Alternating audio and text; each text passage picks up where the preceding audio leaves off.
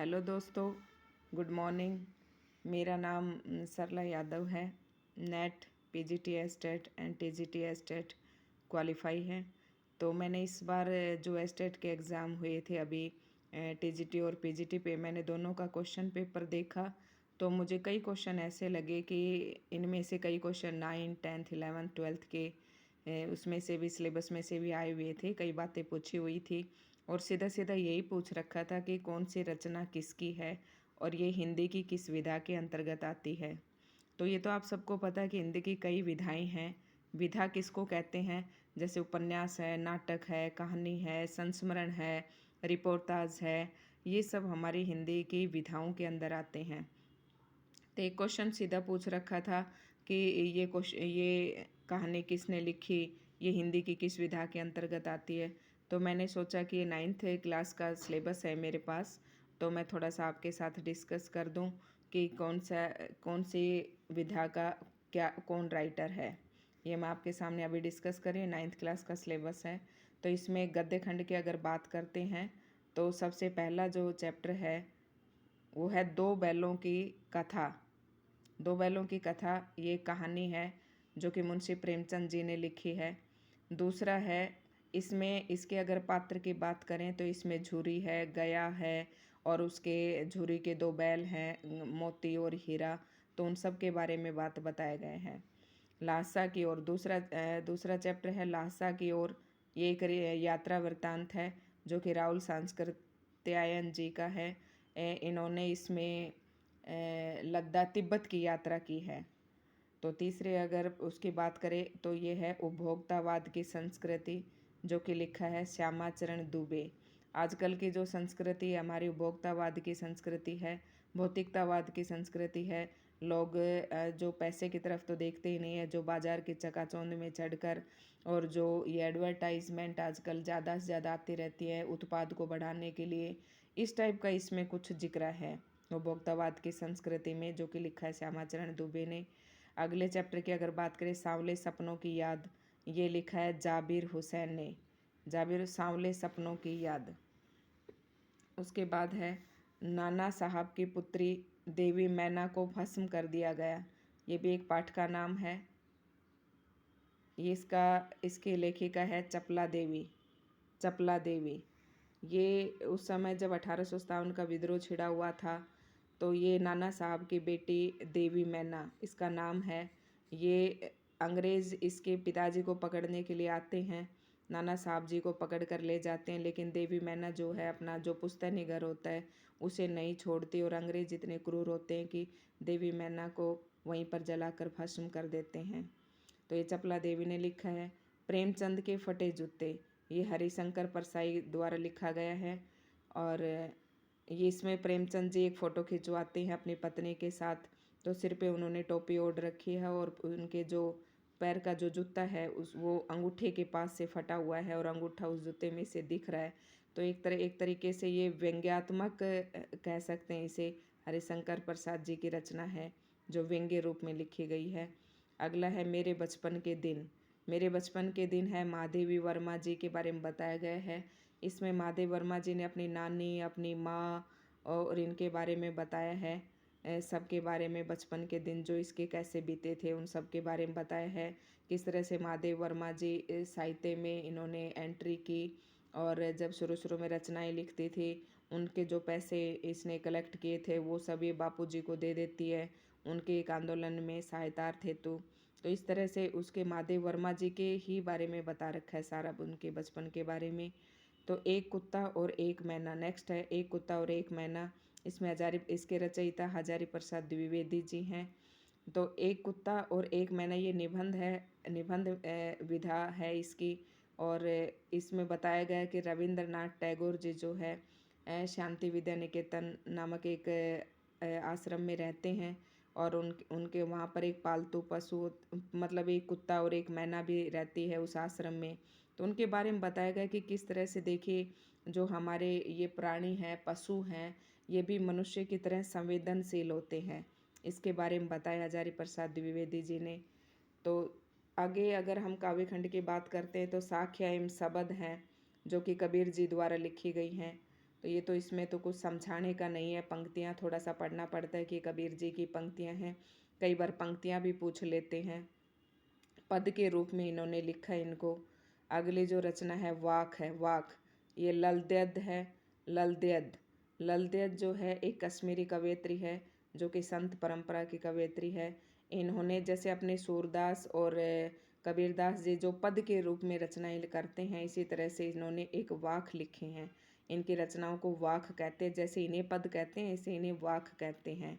है ये रचनाएं सवैये, सवैये हैं, रसखान जी द्वारा लिखे गए हैं सवैये। काफ़ी इम्पोर्टेंट है, कई बार पेपर में भी इनकी पंक्तियाँ पूछी जाती हैं। अगला है कैदी और कोकिला। कैदी और कोकिला ये कविता है जो कि माखनलाल चतुर्वेदी जी के द्वारा लिखी गई है। ये उस समय की है जब माखनलाल चतुर्वेदी जी जेल में रहते हैं स्वतंत्रता आंदोलन के दौरान, और रात्रि के समय जो है कोयल बोलती है, तो वो उसको कोयल को संबोधित करके लिखा हुआ है। कैदी खुद है ये राइटर जो जेल में रहता है, और कोकिल उस समय रात के समय बोलती है, तो उसका वर्णन किया गया है सारा। ग्रा नेक्स्ट है ग्राम श्री, सुमित्रा नंदन पंत। जैसे कि सुमित्रा नंदन पंत जी को प्रकृतिवादी कवि कहते हैं। इन्होंने प्रकृति के बारे में बखूबी खूब बहुत ही अच्छा लिखा है, अच्छा वर्णन अपनी कविताओं में किया है। तो ग्राम श्री इस कविता का नाम है, ग्राम श्री। तो गांव के बारे में बताया है, सब्जियों के बारे में, फलों के बारे में, जो कुछ भी गांव में होता है एक बार कविता आप रीड कर लेना, उसमें बताया गया है उसके बारे में। चंद्रगहना से लौटती बेर, ये है केदारनाथ अग्रवाल जी का। तो ये सीधा सीधा पूछ लेते हैं कि ये रचना किसके द्वारा रचित है। चंद्रगहना से लौटती बेर, तो ये केदारनाथ अग्रवाल जी की है। केदारनाथ अग्रवाल जो है ये चंद्रगहना से जब वापस लौट रहे होते हैं वहाँ की यात्रा करके, तो रास्ते में ये एक टीले पर बैठ जाते हैं। वहाँ से उसके सामने उसे एक तालाब दिखाई देता है। तो तालाब में सारस होते हैं और मछलियों को पकड़ते रहते हैं, खाते रहते हैं बगुले। दूसरा इसमें एक रेल की पटरी दिखाई देती है, वहीं पर बैठे बैठे इन्हें तो रेल की पटरी के बारे में बताया कि ट्रेन तो अभी नहीं आ रही है। इस तरह से इसने वर्णन किया है। एक रेल की पटरी के बारे में हो गया, तालाब के बारे में हो गया। एक दो बातों का और भी इन्होंने चने के बारे में कहा है कि अठीला चना खड़ा हुआ है, बोना बोना का इसने चने के पास ही अलसी का अलसी की बेल भी है। इस तरह से इन्होंने बताया, एक बार पढ़ लेना। नेक्स्ट है मेघ आए बड़े बंठन के सवर के। मेघ आए ये कविता है सर्वेश्वर दयाल सक्सेना जी ने लिखी है। मेघ आए बड़े बंठन के सवर के। तो देखिए यहाँ पर मैं एक बात बता देती हूँ, मेघ आए बंठन के सवर के कहती, इसकी पहली लाइन है इस कविता की। तो मेघ जैसे कि गांव में जैसे दामाद आता है या मेहमान आता है, दामाद ही को ही मेहमान का है यहाँ पर, कि जैसे सज धज के आता है गांव में, और सभी जो नवयुवतियाँ होती हैं उन्हें देखती रहती है। आजकल तो सब गाड़ी में आते जाते हैं, नहीं पता चलता किसके घर में कौन दामाद आ रहा है नहीं आ रहा है। पहले क्या होता था, ये रोडवेज बसों से आते थे, बस स्टैंड से उतरते थे, पूरे गांव को चीरते हुए घर तक आते थे। तो किस तरह से औरतें देखती थी छुप छुप के कि आज तो फलां के मेहमान आए हैं, उनके मेहमान आए हैं। तो इसी प्रकार का वर्णन इसमें किया है। और उस मेहमान के बारे बराबर बताया गया है मेघों को, मतलब बादलों को। जब बारिश आने से पहले काले काले बादल आसमान में छाए रहते हैं, घनघोर घटाएं छाई रहती है, तेज हवा चलती है, तो उस तरह का इसमें कहते हैं मानवीकरण अलंकार का प्रयोग किया गया है पूरा ही। मानवीकरण अलंकार होता है जब प्रकृति पर हम मानवीय क्रियाओं का आरोप करते हैं। प्राकृतिक जो हमारी क्रियाएं होती हैं उन पर मानवीय क्रियाओं का आरोप लगाते हैं, तो वहाँ पर मानवीकरण अलंकार होता है। इस पूरी ही कविता में मानवीकरण अलंकार है। अगला है यमराज की दिशा। यमराज की दिशा ये लिखा है चंद्रकांत देवताले। चंद्रकांत देवताले जी ने लिखा है ये। और इसमें अपने इसकी माँ कहती है, चंद्रकांत देवताले जी लिखते हैं कि मेरी माँ कहती है कि कभी भी दक्षिण दिशा की तरफ पैर करके मत सोना।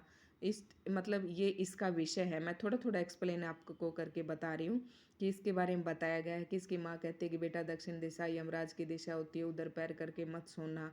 इस टाइप से इसमें बताया गया है। तो कभी कहता है कि आजकल तो सारी दिशाएं दक्षिण दिशा बनी हुई है, यमराज की दिशाएं बनी हुई हैं। तो कह रहा है कि माँ ने मुझे दक्षिण दिशा के बारे में बताया, मुझे ज़्यादा तो कुछ नहीं पता चला, लेकिन हाँ दक्षिण दिशा पहचानने में मुझे कभी मतलब गलती मुझसे नहीं हुई। इस तरह से इस कविता के बारे में बताया गया है। बच्चे काम पर जा रहे हैं, ये राजेश जोशी ने लिखी है। तो बच्चे काम पर जा रहे हैं इस कविता में कि छोटे छोटे बच्चे हैं जो कि उन्हें उनकी अभी पढ़ने की, मैं बताती हूँ कि इस कविता में क्या बताया गया है।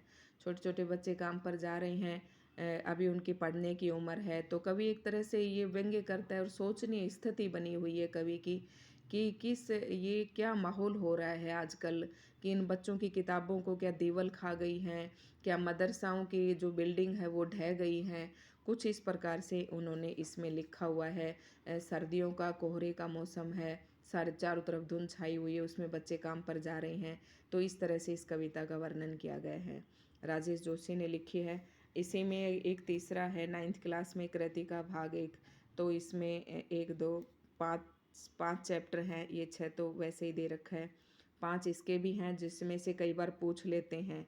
तो ये है इस जल प्रलय में, इस ये फणीश्वर नाथ रेणु ने लिखा है। ये रिपोर्टार्ज है, ये पूछ लेते कि हिंदी की कौन सी विधा है, तो ये रिपोर्टार्ज है। इस जल प्रलय में 1967 में जब बाढ़ आती है, 1975 में सॉरी, जब बाढ़ आती है उसका वर्णन फणीश्वर नाथ रेणु जी ने किया है। पटना का है इसमें जिक्र, पटना में जब बाढ़ आती है तो लोग जो है पूरा वर्णन कर रखा है कि किस तरह से बाढ़ के पानी को देखने के लिए व्याकुल हुए रहते हैं, सारी रात सोते नहीं हैं, पान की दुकान पे भीड़ लग जाती है, कुछ इस प्रकार का जिक्र इसमें है। नेक्स्ट है मेरे संग की औरतें, मृदुला गर्ग जी का लिखा हुआ है। मेरे संग की औरतें, मृदुला गर्ग जो है ये 3-4 बहनें होती हैं। मृदुला गर्ग है, चित्रा है और रेणु है, ये इसकी बहनें हैं जो अभी कहानीकार के रूप में काफ़ी प्रसिद्ध हैं, इसकी सारी बहनें। तो मृदुला गर्ग ने इसके बारे में बता रखा है, मेरे संग की औरतें अपने ही बारे में बता रखा है उसने। रीढ़ की हड्डी, नेक्स्ट है रीढ़ की हड्डी। रीढ़ की हड्डी जो है ये एक एकांकी है, ये नाट विधा के दृष्टिकोण से एक एकांकी है और जगदीश चंद्र माथुर ने लिखा है।